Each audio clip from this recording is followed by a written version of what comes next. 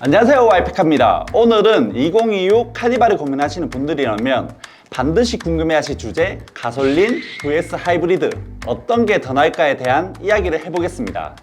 2026년형부터 카니발은 디젤이 완전히 단종됐습니다. 이제 3.5 가솔린과 1.6 터보 하이브리드 두 가지 파워트레인만 선택할 수 있죠.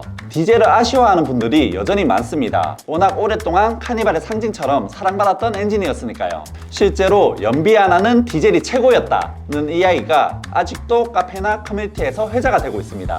하지만 환경 규제 강화, 소비자들의 패턴 변화, 그리고 하이브리드의 수요가 급격히 늘어나는 상황을 고려하면 기아의 이번 선택은 피할 수 없는 흐름이라고 볼 수 있습니다. 그래서 이제는 고민이 하나로 줄었는데요. 남은 선택지 중에서 내 주행 스타일과 라이프 스타일에는 어떤 파워트레인이 더 맞을까 하는 것이죠. 오늘 이 영상을 끝까지 보신다면 그 답을 확실히 찾으실 수 있을 겁니다. 가솔린 여전히 합리적인 선택인가? 가솔린 모델은 배기량 3470cc, 최고 출력 294마력의 V6 엔진을 탑재하고 있습니다. 수치만 놓고 보더라도 카니발 라인업에서 가장 강력한 엔진을 품고 있죠. 고속도로에서 가족을 태우고 주행할 때 추월 가속에서 부족함이 없어요. 그리고 언덕길이나 오르막에서도 묵직하게 차체를 밀어주는 힘이 느껴집니다. 여기에 8단 자동 변속기가 맞물려 변속 충격 없이 부드럽게 이어지기 때문입니다. 장거리 주행에서도 피로감이 덜한데요. 실제로 오너들의 후기를 들어보면 차체는 크지만 가속할 때는 의외로 민첩하다, 묵직한 안정감이 느껴진다 라는 평가가 많습니다. 또 하나의 장점은 하이브리드만큼은 아니지만 그래도 높은 수준의 정숙성도 갖추고 있다는 점이죠. 디젤이 단종이 되면서 아쉬움을 표하는 분들이 많지만 사실 가솔린의 강점은 조용하다는 점에 있죠. 정체 구간이나 도심에서 시동을 켜도 엔진음이 크지 않고 진동도 거의 없어서 장점이 됩니다. 실제로도 조용하더라고요. 또한 초기 구매 비용이 하이브리드 대비 낮기 때문에 나는 연간 주행거리가 많지 않다, 차를 오래 타지 않는다는 소비자에게는 부담 없는 선택지가 됩니다. 물론 연비는 복합 기준 9km 수준으로 하이브리드에 비해 떨어지지만 차량을 1년에 1만 km 안팎으로 주행하시는 분들에게는 충분히 합리적일 수 있습니다. 유지비에서 가장 크게 차이가 나는 부분은 연비와 세금입니다.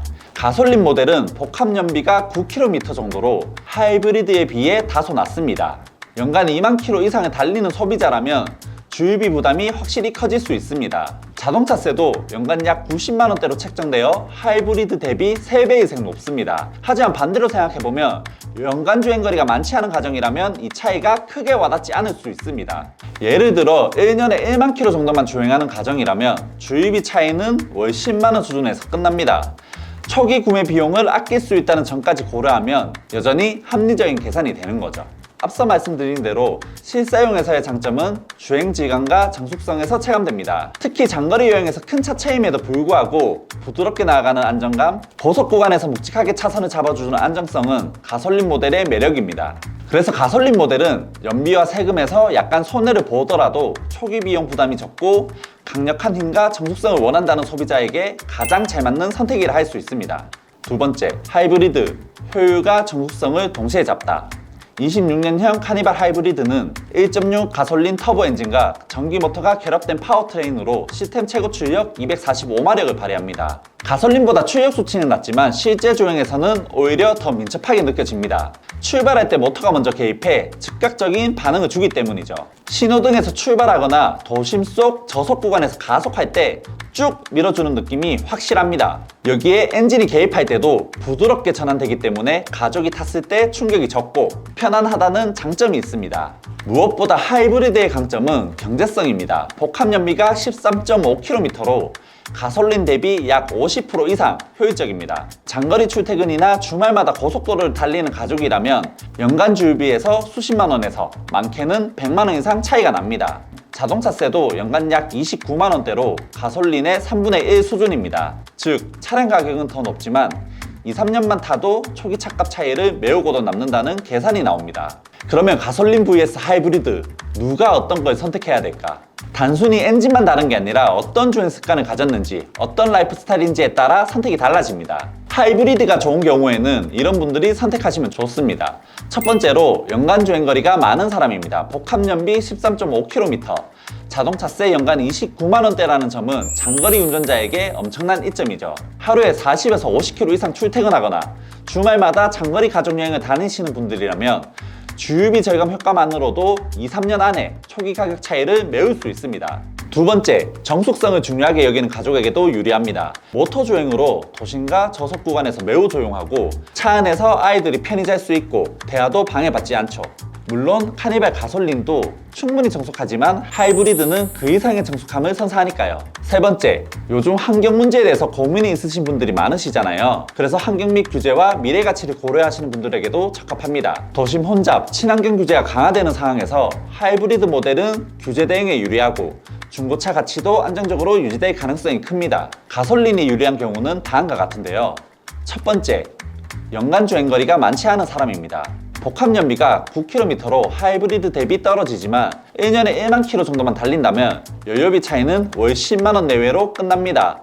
초기 가격이 저렴하니 오히려 총 소요 비용은 더 낮을 수 있습니다. 두 번째, 출력과 주행 퍼포먼스를 중시하는 운전자입니다. 최고 출력 294마력, 8단 자동 변속기의 부드러움은 카니발의 묵직한 차체를 안정감 있게 이끌어줍니다. 고속도로 추월이나 언덕길 주행에서 힘이 남는다는 점에서 만족도가 상당히 높습니다. 세 번째, 초기 비용을 아끼고 싶은 가족입니다. 트림별 가격 차이가 있기 때문에 예산이 한정되어 있다면 가솔린 모델로도 충분히 만족스러운 패밀리카를 경험할 수 있습니다. 정리하자면 장거리 주행, 유지비 절감, 정숙성을 원한다면 하이브리드, 주행거리가 짧고 초기 비용 절감, 출력의 여유를 원한다면 가솔린이 정답입니다. 결국 어떻게, 얼마나 누구와 타느냐에 따라 답이 달라지는 거죠. 내가 준비된 초기 자금이 얼마인지, 그리고 어떤 라이프 스타일을 가지고 있는지가 중요합니다. 즉, 어느 쪽이 정답이라고 단정 지을 수 없다는 것인데요. 본인의 라이프 스타일과 가족의 이동 패턴을 기준으로 판단한다면요, 100% 후회 없는 선택을 하실 수 있을 겁니다. 이상 새롭게 선보이는 2025 카니발 하이브리드와 가솔린 중 무엇을 어떤 기준으로 선택해야 하는지 안내를 해드리게 되었는데요. 이번 영상이 여러분의 선택에 조금이나마 도움이 되었기를 바랍니다. 오늘 영상을 보시면서 가솔린과 하이브리드 중 어떤 쪽이 더 끌리시는지도 댓글로 남겨주세요. 또한 궁금증이 있으시다면 상담 연락처로 연락 주시면 상세히 안내 드리겠습니다. 감사합니다. YP카였습니다.